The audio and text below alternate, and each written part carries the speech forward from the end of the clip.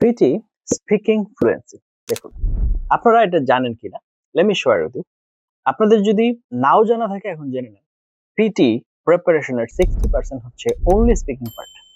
তার মানে হচ্ছে এখানে স্পিকিং পার্টের যে টোটাল 8টি কোয়েশ্চেন টাইপ আছে তার ভিতরে একটা যেটা আপনার স্কোরের অন্তর্ভুক্ত না, এটা বাদ দিয়ে বাকি যে 7টা কোয়েশ্চেন টাইপস আছে এটা যদি আপনি ভালো করে প্রিপারেশন নিতে পারেন এবং এখানে যদি আপনার প্রফিসিয়েন্সি নিয়ে আসতে পারেন তাহলে আপনার পিটি ফুল প্রিপারেশনের অলমোস্ট 60% কভার হয়ে যাবে শুধুমাত্র এই একটি মডিউল থেকে। Over thinking before speaking, speaking too fast, big mistake, too many fillers. এই যে ওয়ার্ড গুলো আছে যেগুলো আমরা কথা বলার সময় ব্যবহার করি আর কি।